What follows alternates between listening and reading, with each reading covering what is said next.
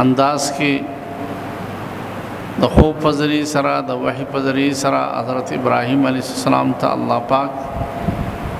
د قربانۍ حکم وکړو او هغه به دغسې د قیامت پورې چې کوم دی جاري وي. زمونږ دپاره چې کوم دی څه حکم دی؟ نو زمونږ دپاره حکم امام ابو حنیفه رحمت الله علیه فرمایي چې قربانی هغه چې کوم دی واجب ده، او امام شافعی رحمت الله علیه،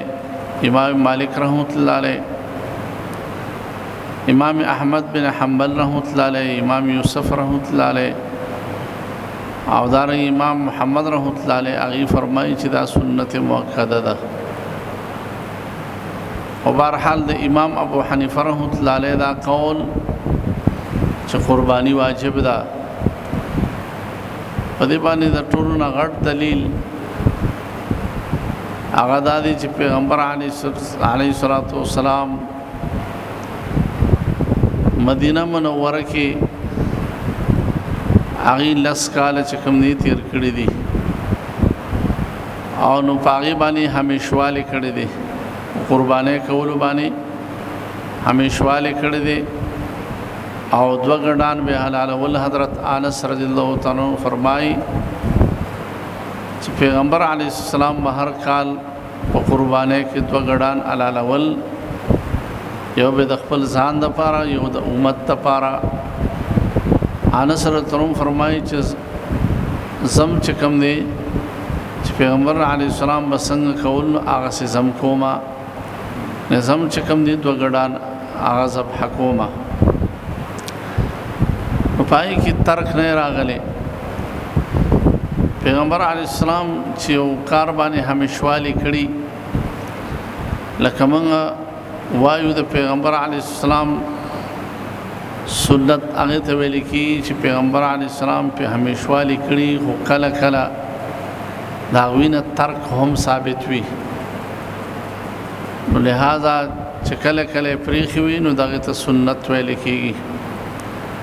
او چې پرېښې نه وي ترک پکې نه وي همیشوالی پکړې وي نو هغه بیا د واجبو درجې ته رسي. نو لہذا په قربانۍ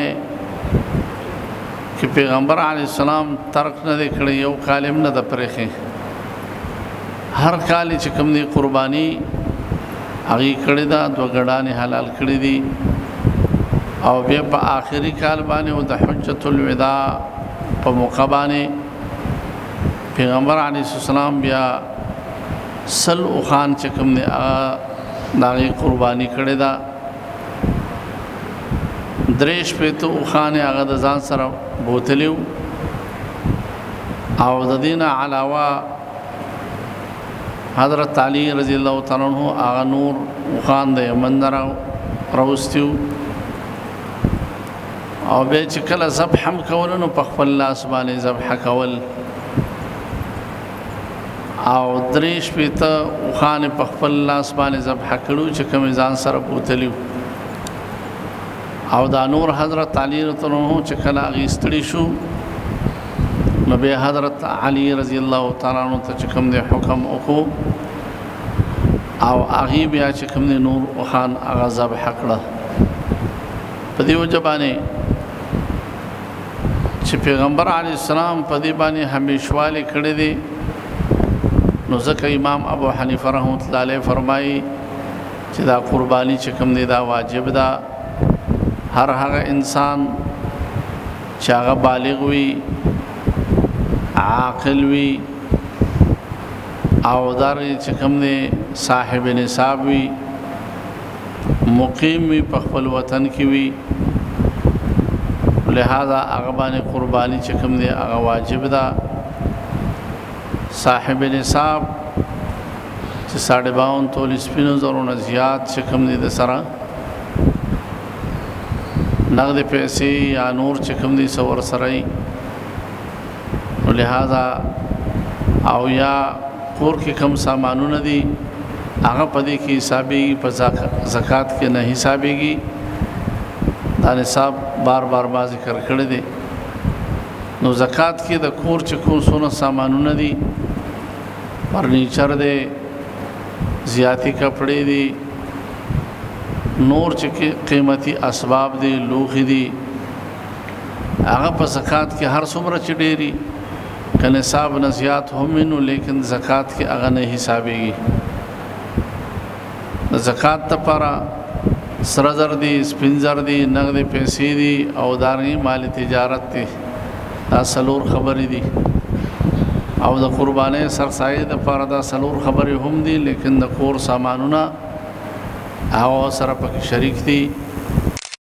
پیسو سره یا مثال په توګه سره یې ورسره